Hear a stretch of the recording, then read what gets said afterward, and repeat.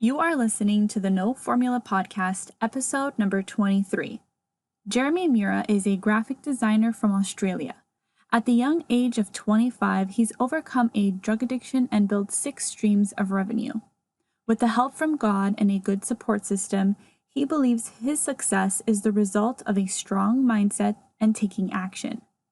In this episode, Jeremy exposes the opportunities of creating wealth online, how he leverages them, and how he manages so many projects at once.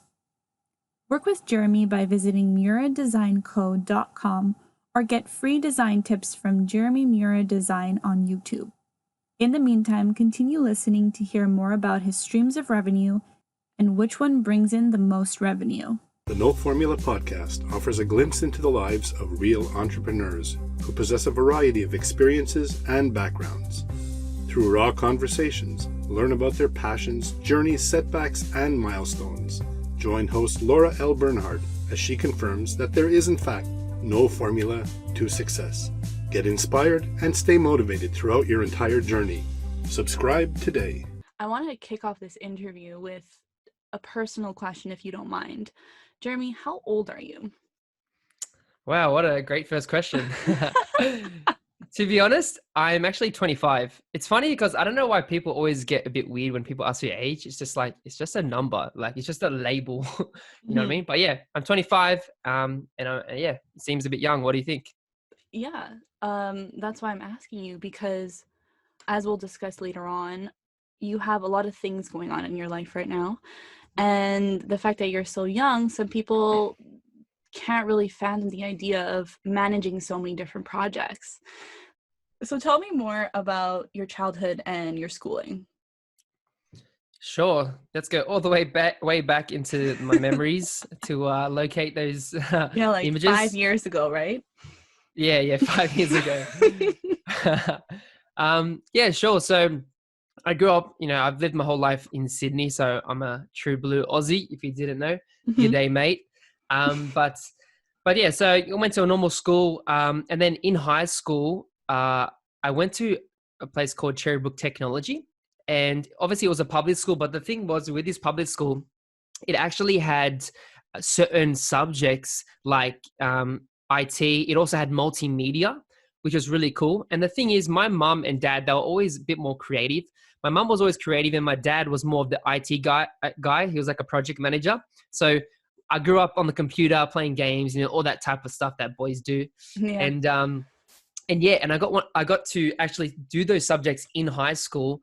So as soon as I got out of primary school, just went and did that. And then in year 10, you can select multimedia and stuff. And that's when I started getting into like Photoshop and learning about design and computer stuff and all that cool stuff. And it was really, really helpful. And it really made me see the potentials and how you could use technology and creativity. And I just wanted to always do something creative. I didn't want to be stuck in like a dead end job, just a corporate job in an office. I always wanted to do something creative. But yeah, so started off doing that, and that sort of inspired me to eventually pursue graphic design after high school. But yeah, that's how I sort of started off. And then from high school, I went into college. So I did a bachelor degree, and that was 2 years fast track. So I didn't have to actually do 3 to 4 years, because prior to that, I failed for 2 years doing a bridging course. And that was a dark time in my life where, I wasn't doing drugs and all those type of things. So I wasn't really, living my destiny. I was distracted and doing all that stuff. But then after a few years, I eventually found the right course. And as my life started picking back up, I did a graphic design degree, and that was really, really useful. So yeah, that was sort of the initial start of that, my journey and how I started learning about design and why I got into it. You said you were going through a dark time. How are you able to get out of that, if you don't mind me asking? Yeah, sure. So yeah, my family, my parents were divorced at a young age. So definitely that has an effect. And obviously, if you grow up in a dysfunctional family with, dysfunctional beliefs and stuff like that, it can, lead to those things. But also it was other factors, like dating the wrong girl. And that sort of, when you get your heart broken, it sort of triggers things. And that's how I like got into, drugs and all that stuff. And it was for a period of about 3 years So when I finished high school between 18 and 21, that's the period that happened. And yeah, I was just very lost. I had no direction in life, no purpose. But one time my friend invited me to church, and then, I went to church, and then I gave my life to Christ. Everyone has their own beliefs, so you can believe what you want. But for me, that's having a relationship with Christ really helped me through the depression and through all that. And it really made my mindset shift. And yeah, I really encountered the love of God, and it really changed my life. And ever since, making that decision, to live that life that God destined for me, my life has been so much more fulfilling. It's a life of purpose. I'm happily married now. I'm running a successful business, and yeah, that's just my personal journey that I've gone on, and it has really helped me, get through all that. And obviously, from a natural perspective, you have, friends and family that support you as well. Like I had a friend from university. When I failed those 2 years, he was still there, supporting me and helping me. And that really helped me get through all that. So you had a good support system throughout, because when you make such a big shift in your life, sometimes you're not hanging out with the right people to help you support you through that. But you seem to have that good support system. Yeah, 100%. Like, obviously that support system was there, but whether you choose to listen to it or not is the person's choice. So through that period, that negative period, I wasn't necessarily listening to the wise voices and listening to my parents and all that stuff, and my friends telling me like, this is, she's not the right girl for you, or you shouldn't be doing this, or whatever. Yeah, the person can always choose to listen to those wise voices, right? But eventually what I had to do is cut off all the anchors, because you got to understand, a boat can't move if it has an anchor, right? Yeah. Anchors hold down a boat. And even if you have an anchor, you can still move a little bit, but it'll be very slow. You'll be dragging on the bottom of the sand. So all those friends, even though I did have a bit of that support system, I still had other groups of friends that were distracting me, that were pulling me down, that were having negative influences on me, that just wanted to party and go out and drink and smoke and go clubbing and like all that stuff. You know what I mean? Yeah. So really, I actually had to cut those relationships off. Like, you have to do that if you really want to be a leader and be a success in life. Sometimes being a leader, you have to be, it might be a bit lonely, because you got to do something different. You got to stand out and be ahead of other people, not because of ego or you want to be better than them, but it's for your own self. You only compete against yourself. So I had to really cut those friends off. I remember I used to call them up and be like, hey man, don't call me up anymore unless you want to get coffee or maybe lunch. But I don't want to do drugs anymore. I don't want to do this. And I was just direct. You just got to be straight up and cut them off. Like, who cares? Friends come and go. New people can always come into your life. I believe like God will always bring people into your life, whether you believe in God or not. But if you really desire a change and you desire for good, then the right people will come into your life, and that will give you an opportunity to, shift and live for the better. That must be so hard to do, though. I'm the type of person, to be honest, that I'm either 100% in, like I'm 100% hard in, or not at all. Like I give my all. So for me, definitely I went through paradigm shifts, as I started listening to, entrepreneurs and, wise people and different leaders that I followed and teachers. That really helped shift my mindset. Like, because they always say, cut out toxic people out of your life. You can't, there's a quote, I think it's by Jim Rohn or someone like that. It says, you become like the 5 people you hang with. Yeah. Because the thing is, what you think is what you become. So what you constantly hear, or what's in your environment, has an effect on your mind, right? And if you have an effect on your mind, it's going to affect your thoughts. And then what happens is it affects your words, and then you start speaking it. And when you speak something, it starts manifesting in your life. And then you start taking those actions. You know what I mean? Yeah. So yeah, like a lot of people find it hard, but to me, having that mental shift, that the proper revelation and idea in my mind that I had to do this for my life. If I don't do this, I'm not going to experience the change and the victory that I want to see in my life. Right. So I'm like, I had to do it. Even though I spent all my high school years with these people and all that, I had to make that decision You know what I mean? And the funny thing is when I did all that stuff and then my friends started seeing the change, people would call me up to have coffee and they're like, what happened, dude? You're changed. You're so different. Like you speak so wise now and all that stuff. And I'm not saying that to brag or anything, but I could see the tangible impact that it was having on people, you know, just by shifting and seeing the things I'm posting on social media and stuff like that. It just really, it wasn't that challenging for me because I made up my mind. When you make up your mind on something, it becomes really easy to be like, this is what I want. This is the success I want to see in my life. So I have to do this. And I started just taking action on everything I was learning. I was just taking action. Wow. That's also very hard to do. Yes. Taking action. A lot of people say, oh yes, I'm going to do this, but I'm going to start tomorrow. Oh, I'm going to start a company next year. But the fact that you were taking action right away, like that takes a lot. And definitely. And you did a full like 180. You were talking about like your tough times when kind of finished around you were 21 years old, but that was just 4 years ago. And now you have a business and multiple streams of revenue and you're married. Correct. That's a big change here, Jeremy. Definitely. It is a big change, yes. But anything can happen. Yes, you're proof of it. How many streams of revenue do you have? So at the moment I have 5. Wait, what? You have 5? Yes. Is that a lot? Well, I don't know. I only knew of 3 of them. What are the 5? So I'll break it down. So my main source of income would be, the first one would be client work. Mm-hmm. So working with clients, small businesses, medium-sized businesses. And that's for graphic design, right? Yes. So graphic design, I'm a brand designer and identity designer and also do a bit of strategy. So yeah, purely for graphic design services. Mm-hmm. I also do online courses as well where I teach young designers because I've been doing design for around 5 years now. I have experience. So I teach young designers on Skillshare with my graphic design courses. Mm-hmm. The third one is I do products. So I do digital products. For example, like logo templates, texture packs, brushes, where designers can actually use that on some of the Adobe programs like Photoshop and Illustrator, and it helps their workflow be more efficient.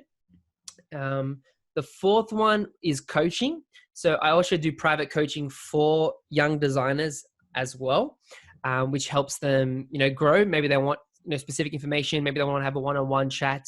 And I really feel like coaching can help certain people. And I've done it in the past. I first started doing it back in 2017 when someone found my YouTube channel. Mm-hmm. And then, she needed help with Illustrator. And then we had at least 5 sessions with her when I was helping her like design characters. And then she eventually launched her own illustrated children's book, which is pretty cool. Oh, wow. That's awesome. Like I was surprised as well, but that was really cool. So yeah, that's the fourth one. The fifth one, I think I have more than 5, by the way, but okay, let's continue. Let's continue the list. Okay, the fifth one would be YouTube ad revenue. Okay. So I get paid from YouTube AdSense. So when you monetize a channel, it means ads get shown on your channel. So if people view it or they click on it, then you get a small percentage. So I do make income from that. The sixth income is affiliate links. Okay. So on my website and on my YouTube and other areas, platforms, I have affiliate links. But the thing with affiliate links, I don't just do any affiliate link. I actually try and do programs that I actually use myself. I don't want to recommend anything that I haven't tried and that's not good quality to my audience. Mm-hmm. So I try and do things that I actually use and programs I use. So affiliate revenue is number 6, and I think that's it. Yeah, just 6. Did you know the average millionaire has 7 streams of revenue? So like you're almost there. Whoa! Oh, awesome! Wow, that's great. I'm more. You're almost there. You're pretty close. Pretty close, man. I obviously have 1,000 questions for you because you have 6 streams of revenue. Okay, first question. Which one brings in the most money? So the one that brings the most money is actually my online courses. to be Your honest. online courses, they're the ones on Yes. Skillshare. Yes, correct. Okay, so let's go into more detail about that. What is Sure. Skillshare, and when did you start it, and how did you build it? Cool. So Skillshare is an online platform where people can teach using courses or classes. They refer themselves as classes, but they're pretty much like an online course if you think about it, because they're more in depth and people break it down. Anyone can teach on there. Literally, it's not just based on design. You can teach on cooking if you want. You can teach on, creative stuff, illustration, photography, web development, even like business stuff as well, which is pretty cool. So anyone can teach. I started back in 2016 or 2017 is when let me check. Yeah, August 2016 is when I started. And yeah, so I teach graphic design classes on there. And yeah, my first payment was actually $39. No, total earned $49 was my first payment back in there. And yeah, and how I built it was the key to doing it. One of the keys is being consistent. So if you're an expert in something, right, and you have not a lot of knowledge, you want to make sure you're teaching different topics within that niche that you're in. So being consistent and constantly putting it out, they recommend that you try and do one every month or two, or at least once every 3 months. You have to create a new course every 3 months? Well, yeah, that's what they recommend. Like if you can, like if you can do it more than, like if you can do one a month, that would be that would be very good. But obviously there's a lot of research that goes into it. Like you see like what people are interested in, what's trending. Also, what does your audience want? Because if you have a bigger audience on another platform, that will help bring in that audience into those courses. But Skillshare has so many millions of members. I think they've got like 5 million members now. Yeah, that's a lot. So their internal audience helps as well. And the thing is, if you become, so consistency is one, but once you become a top teacher, which I am, only the top 1% of teachers are actually top teachers. You get in a private group, and they actually help promote your classes and by putting them on the top of the category. So that helps you generate more students into the actual courses. And how many courses do you make do you make one every 3 months? I aim to do that. Yes. Yeah. So the past couple, my early years, I wasn't, I don't think I was doing it like every few months or every 3 months. But the last couple of years that's when I started being more consistent. Because I do actually have 20 classes right now. So if you break that down, so there's 12 months in a year. So I've done 20. So I started the end of 2016. So let's just say 2019, like if you calculate it, it seems like it's at least like six a year, or 5 a year. Oh, wow. So there's a part of it where you're constantly working on it, but then there's a part of it that's passive. Correct. Right? So the 20 courses you already have are constantly making money, but then you're also putting in the effort to put out more courses. Correct. It's like YouTube, right? That's kind of like YouTube? Yeah, pretty much. It is like YouTube. But one of my strategies is that with the Skillshare classes, it's more in depth, right? So I focus more on, going more in depth, giving some tips and tricks, and talking more and adding some stuff on like real world client projects and stuff like that, and breaking it down. And because I find on Skillshare, it's not just designers, it's actually beginners or people in different industries that just want to learn a new skill. So it's a broader audience as well. But with YouTube, I tend to focus on a specific tutorial on a specific skill or design or style or something like that. So it's a bit different to a course. Oh yeah, because you focus your YouTube channel also on graphic design. Correct, yes. Jeremy, I'm impressed. There's just so much going on. Did you start all of these projects all at once? Yes. You did? Well, I'd say all in the same year, but not exactly the same like week or month. Before, when you said that you took action, you very much just learned about a new medium of making money and you took action. 100%. Like so what happened was when I finished my 2 years of college, Mm-hmm. you have a major project in your last semester, right? So Mm-hmm. my major project was I was going to do a client, he's now my brother-in-law. He was running a business at the time, and I was going to do a project like based on his business, and I was going to do like a full revamp and everything. That didn't fall through, because of miscommunication and other things.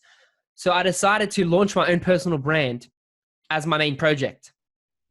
And what I wanted to do was launch my YouTube channel, launch my email list, like launch all those, key foundation things, Mm-hmm. and, launch my website, and yeah, all that stuff, and register my business name and et cetera, et cetera. And then that's when I started in 2016. So literally as soon as I finished college, I just boom, straight and hit the ground running, taking action. And obviously I was still living at home, with Mm-hmm. my mum and my brother. So obviously I didn't have to pay, that many bills and stuff. Obviously I helped my mum here and there, but I was just working in my room. And the funny thing was me and my brother shared a room. So like Oh. it was, I'm just being honest, like it was challenging at times, and we've shared a room since we were kids. So for like 22 years now. Obviously I moved out and got married, and now I live with my wife. But so I was doing all of this when, whilst my brother was in the room or he was at work or whatever. So you know what I mean? So there's no excuses. I just took action. I did the best I could with what I had. You just you gotta use what's in your hand. You know what I mean? Whatever Mm-hmm. you have right now, you can use and take action. And because I strongly believe that you can't just be a hearer, you have to be a doer. Because if you don't do, you're a hypocrite. You know what I Yeah. mean? Because a lot of people talk, but everyone says, oh, they don't, they talk the talk, but they don't walk the walk, right? Yeah. Everyone knows that saying. So it's like a lot of people talk, but they don't take action, right? And it's Yeah. in the action that you learn and you grow and you go to higher levels, because you have experience. You know what I Yeah. mean? And that's the fastest way to learn. How do you manage all these streams of revenue? Because I'm assuming you have to put in work into all of them every single week. hmm Yeah, it can be a little hard. So what tends to happen is some of the revenue streams, they move more slowly, Mm-hmm. because I have to focus on the ones that are generating more income. So the ones that are generating more income, I'll focus putting more effort into those, right? Mm-hmm. And then in the background, when I prioritize some time, I'll work on the other ones here and there. You know what I mean? And it's all about having systems. You got to have systems in place. And I've been actually using this note called Notion, which is really cool, because I used to use Google Docs and like Microsoft Word and stuff, but it's not efficient. But this thing called Notion.app, it's really useful. It has workspaces and like pages within pages. You can also have like tables, like a Trello board, and it's all Mm-hmm. integrated into one thing. And it's super useful because I can have, all my strategies, all my notes and everything ready. So that's been helping me a lot, into making time. But yeah, sometimes, to be honest, like I'm not, I don't sometimes I don't focus and like am able to work on everything that I want to get done. Mm-hmm. So I just take action on sometimes I just take action the day, like day to day sometimes, instead of like I try and plan my week out and all that. Mm-hmm. But like I want to make it even more effort to make sure that I've systemized everything. I've got, templates ready, because I started building templates out this year, like properly, to make sure that that I'm on the ball, and that it makes it so I'm not constantly wasting time and I'm being more productive. Yeah. Yeah, I like the idea of making sure you're being efficient. And the app that you're using is called Notion.app, you said? Yeah. The website is, the website's Notion. It's Notion.so. Sorry. Okay, Notion.so. Okay, so for everyone listening, if they want to build systems, they can go check it out. Yeah, I like that idea, because having 6 Mm. streams of revenue is great, but you still have to manage it and make sure they're running smoothly. hmm You have your online courses on Skillshare. You have revenue from YouTube AdSense, hmm and both platforms already have an audience, but you also have your own graphic design company. How did you grow that? How did you get your customers? Majority of the times in the previous last few years, majority of it was, word of mouth. So typically in 2017, 2018, a lot of it was like word of mouth. I also, the thing also was I was working, I did get a part-time job. So after I got married at the start of in 2018, I got a part-time job 4 days a week. So I was working and still freelancing and doing all this stuff on the side as well. I recently left that in October. I finished up there because I wanted to focus purely on my business, because I know like you just get overwhelmed. Like you come home and then I got to do this, and and because I'm married, you got to make time for your wife and stuff like that. So there's like all these factors, and you got house. I'm just being real. You got housework as well. You got family. You got all these priorities. It's kind of hard to balance everything. And obviously 6 streams of revenue, like you can't focus on everything. You know what I mean? It's not. So it doesn't seem very possible to be balancing it all smoothly. well, anything's possible, but definitely it's not everything's going to be effective, right? So it was word of mouth majority of the times. Half of them were from like friends from high school, or friends that I met while traveling, or like friends of friends from like church, or like family stuff. And then the last year, I've actually gotten a client from my YouTube channel, which is pretty awesome. Oh, that's awesome. Yeah. So she found one of my logo design tutorials, and she was starting a new business, launching some new hair products for her beauty brand. And yeah, she saw my tutorial. She saw that I had a friendly personality. She saw that I was a professional and an expert. So she emailed me. We had a call. We were right fit. And then, she hired me, and I got to do a new logo and some label design for her. And that purely came as a lead from YouTube. I also do generate leads from LinkedIn as well. And also sometimes I have a few other platforms as well. Sometimes I use Airtasker. I also use Calvary. What are those? So Airtasker is like a freelancer site where you can bid, and then a client will select you, and then you get, it's like they use escrow, so they hold the money, the payment, and you finish your job and they pay you. Calvary is more based on, it's based in Australia. It's called Calvary Freelancing. So that's another app where I work with agencies. So as a freelancer, so typically, like they'll post a job maybe for graphic design or UI or, whatever, illustration stuff. So you can apply for it. And then it's like, typically it's like sometimes it's like a week contract or 2 weeks or a couple months, whatever the job is. And I'll go work in an agency as a freelancer. So that's cool. Yeah. So that's another way as well. I working with agencies as doing freelance, like just to generate income and stuff and build my network. So yeah. So you've worked with several clients so far.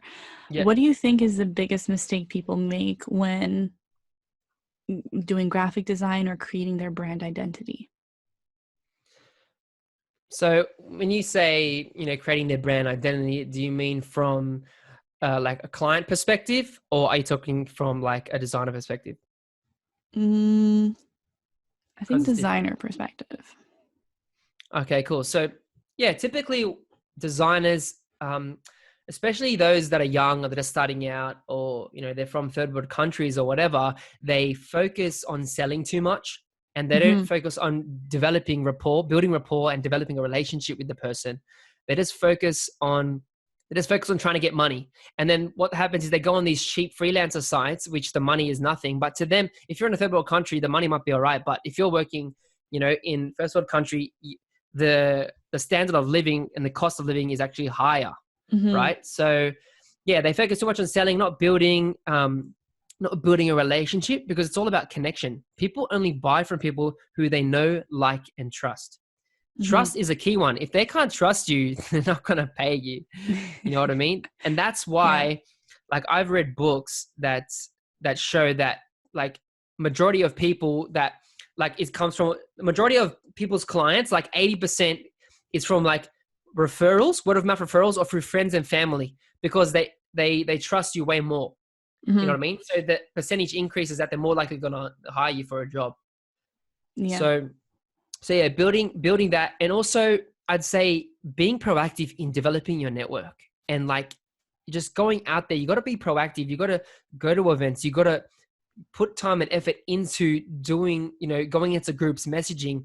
and posting content and stuff like that, because I realized when I was younger doing this, I wasn't doing that as much. And like one thing, like I wouldn't call clients, I wouldn't go to any like local meetups, business meetups, and I realized like if I started doing that earlier, I would have developed my network way more, and built trust, and then I would have had way more clients. But now I've realized that only the past couple of years that it's so important.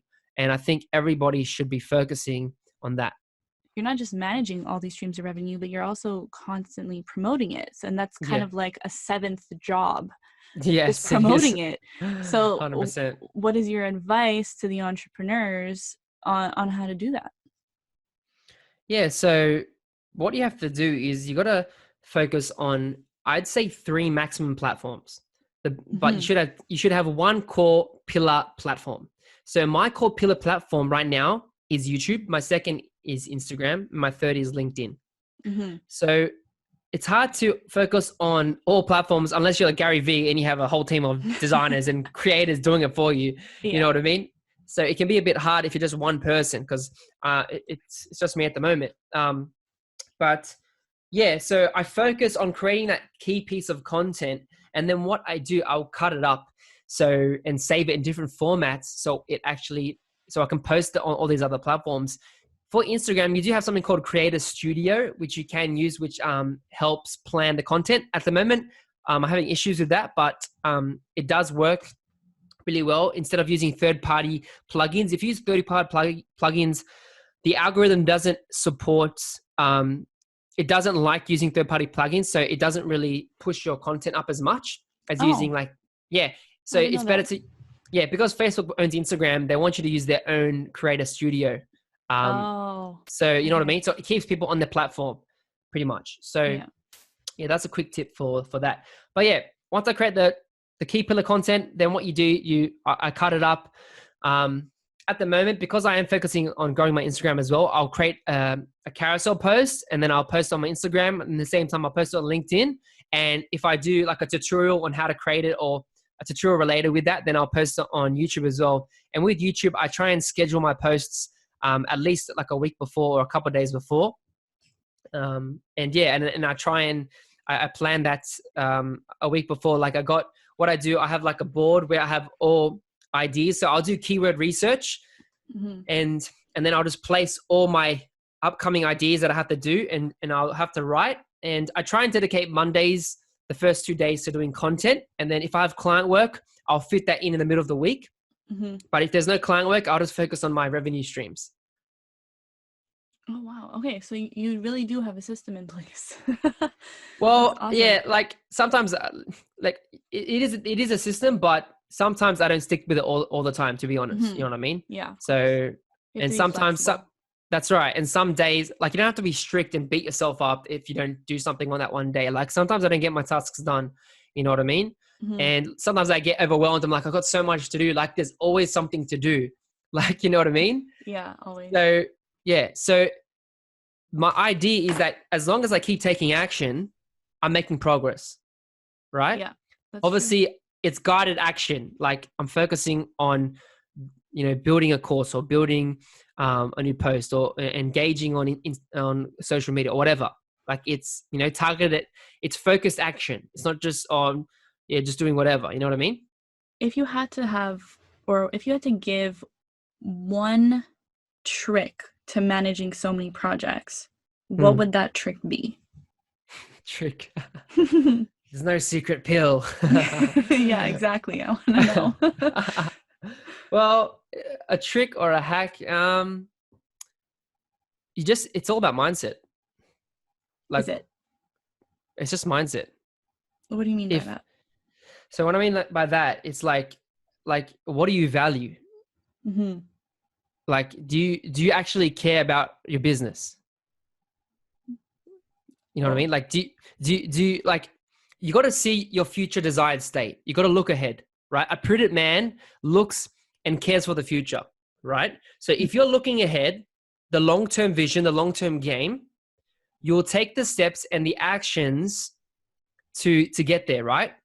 So so once again, it goes back to action. So mindset and action together is Like there's like no trick. There's no hack. Like obviously like I have software and I've got things and stuff like that, but you got to focus on your strengths, and you got to focus on, if you have that mindset of, of a success mindset, an abundant mindset, and you take action and don't worry so much about perfection, but you got to, but the thing is, you got to make sure that it's moving the needle of your business. I'm trying to talk from a business perspective. So the things that are actually moving your business forward, you got to focus on those things. You know what I mean? And because it's a lot of stuff. And as I said before, it can be challenging sometimes. And sometimes I don't get the stuff that I want to done. But as long as I have that mindset, then I'll continually keep moving forward, keep taking action, not focusing on perfection, but, focusing on the end outcome and my long-term vision of getting there. Because if I see that, then I'll be consistent. If that makes sense. Yeah, no, of course. What is your long-term vision? So my long-term vision is to impact and influence the world, and to teach people, to teach designers how to be better at design. But also, I want to have a positive impact on the world as well. So I want to add value to the world, add value to society, help people have a positive mindset, help people, build their business, the creative business or whatever. Obviously, I'm focused on creative businesses and stuff like that. But that's like my long-term goal. You know what I mean? It's all about love. It's all about giving. It's all about having a positive impact on the world, influencing people to think like a success, have a successful mindset, and to think like a victorious person. You know what I mean? Not be doubtful and imposter syndrome and all these things that are just made up. But people experience them. But you know what I mean?